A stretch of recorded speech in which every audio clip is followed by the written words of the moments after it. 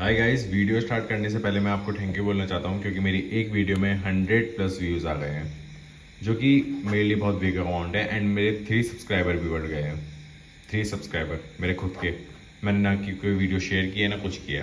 तो चलिए, ये बात तो होती रहेगी। अब हम आज के टॉपिक के बारे में बात करते हैं, जो कि है starting UPSC preparation after 12th। हमें 12th के बाद कैसे यूपीएससी प्रिपरेशन स्टार्ट करनी चाहिए, तो वो मैं आज आपको इस वीडियो में बताऊंगा। एंड वीडियो को प्लीज़ एंड तक देखना, आपके लिए फ़ायदेमंद होने वाली है, क्योंकि मेरी और वीडियो में अच्छे खासे रिस्पॉन्स आ रहे हैं, अच्छे खासे व्यूज़ आ रहे हैं, लोगों को पसंद आ रही है। उसका एवरेज वीडियो ड्यूरेशन भी 2 मिनट 3 मिनट हो रहा है, अगर मैं 10 मिनट्स की वीडियो भी बनाता हूँ तो। एंड वीडियो थोड़ी लॉन्ग होगी बट थोड़ी अच्छी होगी, तो प्लीज़ एंड तक ज़रूर देखना। तो हम स्टार्ट करते हैं वीडियो। सो हमारा फर्स्ट आ जाता है, अंडरस्टैंड द एग्ज़ाम। ये एग्ज़ाम पैटर्न एंड सिलेबस। देखिए, अब क्या है ना कि मैंने ये हर वीडियो में बोला है, इस पर तभी मैं स्टार लगा देता हूँ हर बार, क्योंकि ये बहुत ज़्यादा इम्पॉर्टेंट है। ये इम्पॉर्टेंट इसलिए है क्योंकि आपको किसी मतलब आपको एग्ज़ाम देना है, ठीक है। एंड आपको अगर उसका एग्ज़ाम का सिलेबस नहीं पता और पैटर्न नहीं पता, तो फिर वो आप गेम या वो एग्ज़ाम कैसे जीतेंगे, ठीक है ना। तो हमें पहले एग्ज़ाम का पैटर्न पता होना चाहिए। और आप अभी 12th में हैं, मतलब 12th आपका हो गया है, आप फर्स्ट ईयर में आए हैं, तो आपके लिए बहुत इजी है। मैं सच बता रहा हूँ, आप अगर धीरे धीरे सब पढ़ेंगे ना, तो आराम से आपका फर्स्ट अटैम्प्ट में निकल जाएगा, गारंटी है। फर्स्ट अटैम्प्ट में फर्स्ट में निकलना है, निकलना है। अगर कोई हल्की सी भी गलती हो जाती है, तो सेकंड तो है ही आपका। मैं सिर्फ बता रहा हूँ, ये 2 अटैम्प्ट में आपका होना ही होना है इन दोनों में से, ठीक है। फर्स्ट में हो सकता है मोस्ट प्रोबेबली, वरना सेकंड में हो ही जाएगा, ठीक है ना। तो देखिए, पहले आपको एग्ज़ाम पैटर्न पता होना चाहिए एंड उसका सिलेबस पता होना चाहिए। आपको ये पता होना चाहिए प्रीलिम्स क्या होता है, मेंस क्या होता है एंड इंटरव्यू क्या होता है। एंड हाँ, मैं आपको पहले बता दूँ, अगर आप कोई कोचिंग ज्वाइन करते हैं, बाई चांस आपने कोचिंग अभी ले ली है, तो अभी टाइम है, आप पहले एग्ज़ाम पैटर्न और सिलेबस समझ जाए अच्छे से, ठीक है ना। क्योंकि लोग गलती क्या करते हैं ना, वो जल्दी जल्दी में सोचते हैं कि अभी 12th हुई है तो भाई मैं जल्दी जल्दी कोचिंग ले लेता हूँ। वो कोचिंग ले लेते हैं, फिर वो पछताते हैं कि भाई हमने ना हमें एग्ज़ाम पैटर्न पता है ना हमें सिलेबस पता है। क्योंकि कोचिंग में जितना कराते हैं उतना ही कराते हैं वो, ठीक है ना। कराते हैं, कोचिंग बेनिफिट होती है, बट मैं एक बात बता रहा हूँ। तो इसलिए पहले आपको प्रीलिम्स कह रहा हूँ, सॉरी, पैटर्न पता होना चाहिए कि क्या होता है एंड सिलेबस क्या होता है, ठीक है। अब हम दूसरा बात करते हैं,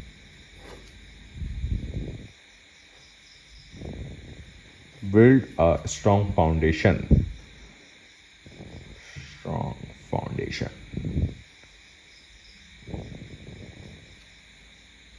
इन सब्जेक्ट्स।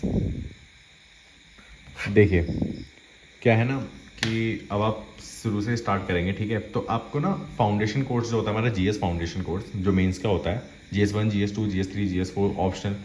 तो देखिए, पहले आपको ना कोर सब्जेक्ट में ज़्यादा वो करना है फोकस। लाइक कोर सब्जेक्ट आपके हो गए हिस्ट्री, ज्योग्राफी, पॉलिटिकल साइंस जो कि पॉलिटी है, और इकोनॉमिक, एंड आपका science and tech and environment. तो देखिए, ये आपके होते हैं कोर सब्जेक्ट। अब कोर सब्जेक्ट में अगर आपने कमांड बना ली अच्छे से, लाइक आपने अभी समझ लीजिए कोर सब्जेक्ट आपने कवर कर लिए, तो आपका, मैं बोलूँ तो हद से हद 70% सिलेबस, तो मतलब 70% यूपीएससी की प्रिपरेशन तो आपकी हो गई। 70 नहीं, 80 भाई, मतलब 70, हाँ 70 मान लो। 70% तो आपकी यूपीएससी की प्रिपरेशन हो गई है, हो। क्योंकि ये कोर सब्जेक्ट हैं जो कि प्रीलिम्स में भी आते हैं, मेंस में भी आते हैं, एंड इनका वेटेज बहुत अच्छा होता है आपके मेंस में, ठीक है ना। अगर आपने ये कर लिया ना, बेस्ट है, बेस्ट, सच बता रहा हूँ मैं। और करने का तरीका मैं आपको पहले बता दूँ, आपको हमेशा NCERT ही स्टार्ट करनी है, ठीक है ना। कोई भी सब्जेक्ट उठाओ, चाहे वो बहुत इजी हो या नहीं हो, बट आपको NCERT तो पढ़नी ही पढ़नी है, मस्ट है। अब ये मैं नहीं बता रहा कि 6 से लेकर 12 तक उठा लो या कोई सी भी उठा लो, वो आपको टॉपर टॉक से मिल जाएंगी, उन्हें ब्लाइंडली फॉलो मत करना। मैं, और कोचिंग वाले अगर बता रहे हैं कौन सी पढ़नी है, तो प्लीज़, अगर वो नहीं बता रहे हैं ना, तब भी, अगर वो नहीं बता रहे हैं बाई चांस, अगर उन्होंने जैसे बोला कि नहीं मैं मेरे नोट्स बहुत ईजी हैं, आप NCERT मत पढ़ो, मेरे कहने से 6, 7 और 8, ये 3 तो पढ़ ही लेना। 6, 7, 8 की तो पढ़ ही लेना।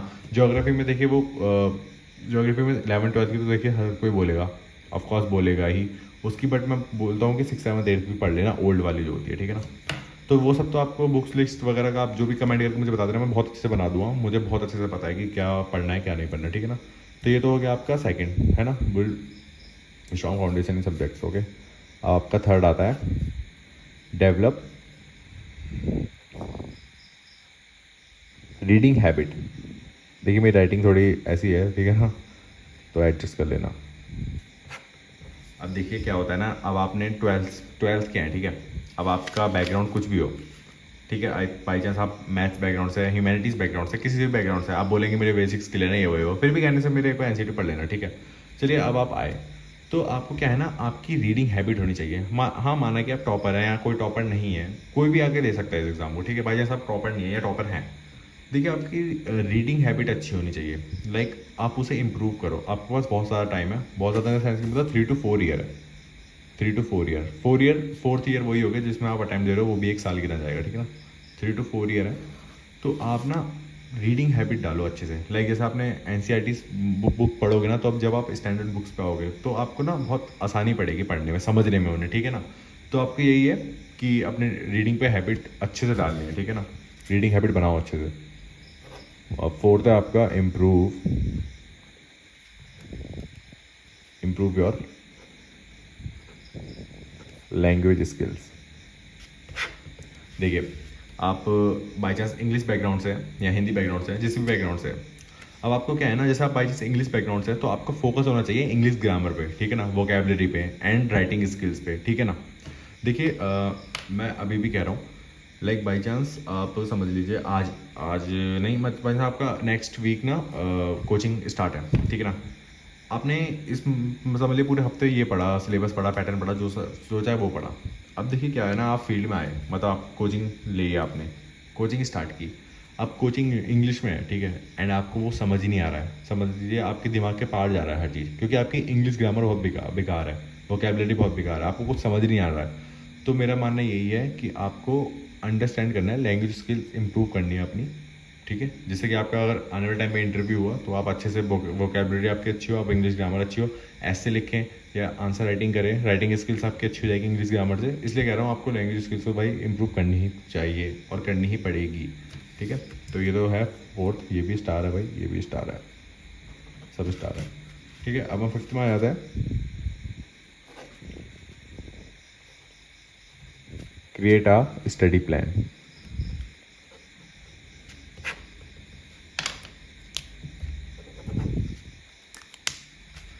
देखिए अब ये तो दोनों मैं हर वीडियो पे बोलता हूँ, ठीक है ना। ये तो मैं हर उसमें मेरा ऐड ऑन होता ही है, ये मेरा हर वीडियो का है, इसमें मैं ऐड करता ही करता हूँ हर वीडियोस में।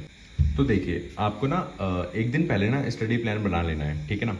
मैं क्या करता था, जैसे मैं कोई कोचिंग लेता था, बाई चांस हिस्ट्री की कोचिंग चल रही है, तो उन्होंने सर ने जो मेरे को पढ़ाया ना, तो मैं समझ लीजिए आज जैसे मुझे कुछ पढ़ाया, तो मैं आज रात में एक प्लान बना ले रहा था। मैं एक प्लान बनाता था जिससे कि मैं नेक्स्ट डे क्या करना है, लाइक मुझे मॉर्निंग में उठ के ये करना है, हिस्ट्री का ये टॉपिक पढ़ना है, बैटल ऑफ प्लासी पढ़ना है ना, मॉडर्न हिस्ट्री कंप्लीट करनी है, इसमें मुझे ये चैप्टर करना है, इसमें मुझे ये चैप्टर करना है। देखिए अगर आप पहले से शेड्यूल बना लेंगे, क्रिएट स्टडी प्लान बना लेंगे, एक स्टडी प्लान होगा आपके पास, तो आप ना वो सारी चीज़ें कवर करने लग जाएंगे, ठीक है ना। अभी जैसे बाई चांस आपको कोई स्टडी प्लान नहीं है, आपको नहीं समझ आ रहा कि यार मैं क्या करूँ, मतलब आप बेफिक्र होकर जो कोचिंग पढ़ा रहे हैं वही पढ़ रहे हैं, वही कुछ कर रहे हैं, और आपको ये नहीं पता आप नेक्स्ट डे करोगे क्या, ठीक है ना। आप फिर नेक्स्ट डे उठ रहे हो, फिर वही कोचिंग ले रहे हो, ठीक है ना। तो ये तो बेकार हो गया फिर, है ना। तो आपको एक प्लान बना लेना है एक दिन पहले कि आपको क्या क्या करना है नेक्स्ट डे, ठीक है ना। और आपको अगले दिन करना क्या क्या है, तो वो आप एक क्रिएटर स्टडी प्लान करोगे, जिससे कि आपको लिखना है वहाँ पे कि भाई मुझे आज ये करना है, आज सुबह वो कल सुबह उठ के ये करना है, कल सुबह उठ के ये टॉपिक कवर करना है, ये सब करना है।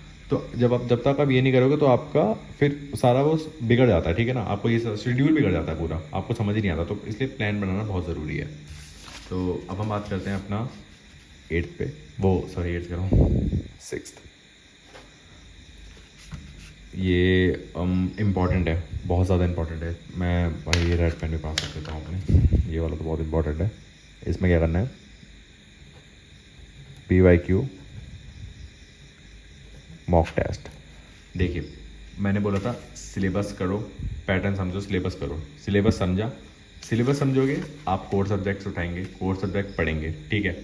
अब कोर सब्जेक्ट आपने समझ लिया, आपको बहुत ज़्यादा मतलब मेरे से तो बहुत ज़्यादा लाख गुना, मान लो मैं कौन सा टॉपर हूँ, ठीक है ना। आपको बहुत ज़्यादा मतलब बहुत ज़्यादा आता है, आपको हिस्ट्री में समझ लिया, आप हिस्ट्री के टीचर हैं, कुछ भी टॉपर बन गए। बट जब तक आप UPSC के PYQs नहीं देखेंगे तो वो तो कोई काम नहीं आएगा। तो मेरा मानना है सबसे पहले आपको PYQ सॉल्व करने हैं आपको, जितनी भी नॉलेज हो वो सब आप इस पर निकालो भाई। देखिए डरो मत, मैं सच बता रहा हूँ, डरोगे ना सारा टाइम वेस्ट हो जाएगा आपका। जो भी आप प्रिपरेशन कर, आप मुझे पता है PYQ देने में बहुत लोग डरते हैं, बहुत ज़्यादा फट्टू हो जाते हैं, कहते हैं भाई मुझे नहीं देना, ये मतलब मन में बैठने लग जाते हैं कि भाई यार हम दे पाएंगे, हमारे मार्क्स कम आएंगे। अबे भाई कौन देख रहा है, कोई नहीं देखता भाई मार्क्स वो वाले, मेन आपका रिजल्ट देखते हैं, सच बता रहा हूँ मैं, कोई मार्क्स नहीं देखेगा। इसलिए कह रहा हूँ पहले PYQ देखो, समझो, लाइक हिस्ट्री पढ़ा, ज्योग्राफी पढ़ा, उस जो टॉपिक पढ़ा उसके PYQ देखो। रुको मैं आपको समझाता हूँ अच्छे से। लाइक इकोनॉमी है मेरे पास, ठीक है ना, इकोनॉमी का मैंने पढ़ा Indian economy and issues relating to planning, ठीक है, मैंने टॉपिक पढ़ा। अब मेरे को ये इसके सारे सब टॉपिक्स पढ़ लिए पूरे, ये GDP VDP जितने भी है, gender related development index, poverty index, ये सब पढ़ लिया मैंने, ठीक है। अब मैं क्या करूँगा, सीधे जाऊँगा PYQ उठाऊँगा, सारे PYQ पलटूँगा मैं कहूँ, फिर मैं ये वो इकोनॉमी में जाऊँगा, फिर मैं PYQs देखूँगा कि इस टॉपिक से रिलेटेड क्या क्या आया है। जो इस टॉपिक से रिलेटेड आया, समझ लीजिए मेरा टॉपिक पूरा अच्छे से बन गया है। अब मैं क्या करूँगा, इसका PYQ सॉल्व करूँगा, मेरे चाहे वो कितने घटिया मार्क्स आए, मैं फिर इसे रिवाइज करूँगा, इसे और समझूंगा डीपली, फिर आंसर बना के लिखूँगा। ऐसे ही होता है, ठीक है ना भाई, डरिए मत, PYQ सॉल्व करिए जितना कर सकते हैं। PYQ सॉल्व करने के बाद आपको आ जाना है मॉक टेस्ट में। ये तभी करना मॉक जब तक आप PYQ सॉल्व नहीं कर लेते। पहली बात तो अगर आप मॉक करेंगे नहीं ना कोई दिक्कत नहीं, बट आपको PYQ जरूर करना है भाई। PYQ आप 10-15 साल के उठा लीजिए। डायनेमिक सब्जेक्ट्स जो हैं, जो डायनेमिक है वो तो आप 10 साल पुराने उठा लीजिए, वरना जो आपके वो हैं हिस्ट्री वगैरह वो तो आप 1999 के भी उठा लीजिए, क्योंकि हिस्ट्री है वो तो कभी चेंज होगा नहीं, इतिहास है आपका, ठीक है ना। तो मैं कह रहा हूँ मॉक टेस्ट तो बहुत बहुत ज़्यादा इंपॉर्टेंट है, ठीक है। तो अब हम बात करते हैं दूसरे वो 7 पॉइंट पे। मेरी ज़्यादा ना टिप 7 ही होती हैं, या फिर 6 होती हैं, 5 होती हैं, 10 होती हैं, बट हो रहती बढ़िया है। अब देखिए, stay motivated and focused, and एक और मैं ऐड ऑन कर रहा हूँ, कंसिस्टेंसी। देखिए भाई, ये सबसे ज़्यादा इम्पॉर्टेंट है, बहुत ज़्यादा इम्पॉर्टेंट है। अब देखिए आपकी 3 साल का है, ठीक है, 3 साल की प्रिपरेशन है। अब वही 3 साल आप लगातार एक सब्जेक्ट पढ़ेंगे, भाई मन तो आपका बेकार हो गई, मतलब आपका मूड तो थोड़ा ख़राब होगा ही ना कि यार भाई एक सब्जेक्ट बार बार पढ़ने हैं। तो इसलिए कह रहा हूँ स्टे मोटिवेटेड, आपको मोटिवेट रहना है। हम मतलब आप क्यों आए हैं, ठीक है ना, आपने UPSC क्यों सोचा, कुछ तो प्लान, कुछ तो होगा ना मन में जिससे कि आप ये करने आए हैं। फैमिली प्रेशर है, कुछ भी है, आए तो हैं, करना तो है भाई हमें, है ना। कौन रोक रहा है भाई, करो, स्टे मोटिवेट रहो, बस आपको मोटिवेट रहना है। आपको मतलब ये है कि जो 3 साल है ना, 3 से 4 साल, ये ऐसा लगने लगे कि भाई बस 6 महीने बचे हैं मेरे पास। मन में ऐसा आ जाना चाहिए कि भाई इतना मोटिवेशन लिया हो अपने अंदर कि भाई मुझे ये करने ही करने हैं, ये मैं ये नहीं सोचना कि अभी तो बहुत टाइम है, बहुत टाइम है, बाद में करूँगा, ये करूँगा। फोकस रहना है, कंसिस्टेंसी रहना है, हर दिन पढ़ो भाई, आपके पास बहुत अच्छा टाइम है, 3 से 4 साल है, हर दिन पढ़ो, 2 घंटे पढ़ो, हर दिन 2 घंटे निकाल लो। धीरे धीरे ऐसी आदत डलती है। अगर आपने वीडियो नहीं देखी है, अगर आपको 10 से 12 घंटे पढ़ने दिन में, तो वो मैंने चैनल पे डाल रखे, वो भी जरूर देख लेना, ठीक है। तो मैं वही कह रहा हूँ, अगर आपको 3 to 4 ईयर है आपके पास भाई, आपको तो मोटिवेशन तो चाहिए भाई। अब ये है ना कि आप लोग पक जाएंगे कि भाई मुझे नहीं पढ़ना है यार, कल उठूँगा, परसों पढ़ूंगा, तरसों पढ़ूंगा, ये फिर आप टालना शुरू कर देंगे। अगर आप ये सोचेंगे कि मेरे पास 3 से लेकर 4 साल होता है, ठीक है ना। तो इसलिए कह रहा हूँ आपको मोटिवेशन रखना है, फोकस रखना है, और कंसिस्टेंसी तो रखनी है। कंसिस्टेंसी हमारी क्या है, की है, ठीक है ना। जितना कंसिस्टेंसी रहोगे, आपको पता है कि लोग क्या करते हैं, समझ लीजिए मैं आपको यहाँ पे आपका टेंशन दूर कर देता हूँ। एक तो 13 लाख लोग एग्ज़ाम फॉर्म भरते हैं, उसमें से आपके समझ लीजिए 5 लाख देने आ गए एग्ज़ाम, ठीक है। 5 लाख लोग एग्ज़ाम देते हैं, उनमें से सीरियस पता कितने होते हैं, 1 लाख। और इनमें से 1 लाख में से भी 50,000 वो वाले सीरियस होते हैं जो कीड़े बन के पढ़ते हैं, लाइक मैं भाई 17-17 घंटे, 18-18 घंटे। इनमें से 10,000 तो आप हटा दो रट्टू तोता, ठीक है ना। रट्टू तोता भी नहीं, मतलब जो कीड़े बन के पढ़ते हैं, जो मैं बताया ना 10-12 घंटे, वो 10-12 सॉरी 17-18 घंटे जो कीड़े बन के पढ़ते हैं, ठीक है ना। एक एक चीज़ें पढ़ के आ जाएंगे, कौन सी गली है, सब वो सब, जैसे बरेली है उसकी भी गली पकड़ लेंगे भाई, ये वाली, ठीक है। मैं बता रहा हूँ। और कुछ तो इनमें से वो भी होते हैं जिनके 4th अटैम्प्ट होते हैं, 5th अटैम्प्ट होते हैं। देखिए भाई, अटैम्प्ट मैटर नहीं करता, बस आप बन गए ना, वो रिजल्ट मैटर करता है, ठीक है ना। तो आपका जो मेन मुकाबला है वो 50,000 लोगों से है। अब 50,000 में से 2,000 इंटरव्यू के लिए सेलेक्ट होते हैं, एंड उसमें से 1,000 या 1,007 ऐसे कुछ भी करके 1,000 आपके सेलेक्ट होता है कैंडिडेट। और हर साल चेंज होते रहते हैं, 1000 है भाई, 1200 भी हो सकता है, कुछ नहीं पता। तो ये है, आपको 50,000 में से वो 1000 में से एक ना एक नंबर चाहिए, ठीक है। अब वो आपके ऊपर है, आपको IPS बनना है, IAS बनना है, IFS बनना है, जो भी बनना है, तो आपको वो चाहिए। एंड मैं सच बता रहा हूँ, 3 to 4 ईयर है, 1 अटेम्प्ट में निकल जाएगा, 1 में नहीं तो 2nd में तो निकलना ही निकलना है। अगर आप कंसिस्टेंसी रहेंगे, मोटिवेट रहेंगे, फोकस रहेंगे, आपको अच्छी खासी नॉलेज हो जाएगी। मैं बता रहा हूँ, ये 7 टिप्स है, फॉलो कर लो। ये ब्रह्मास्त्र क्या बोलते हैं इसे? कुछ बोलते हैं, ठीक है। ये कोई नहीं बताने वाला, सब मैं सच बता रहा हूँ, सब आपको बहकी बहकी बातें बताएंगे, भाई निकल जाएगा, कोई दिक्कत नहीं है। ये जब तक फोकस नहीं करोगे ना, कहीं नहीं निकलेगा। ये फोकस कर लो, आराम से एग्ज़ाम निकलेगा, ठीक है। सच बता रहा हूँ। बाकी आपको ऑल द बेस्ट, बाय।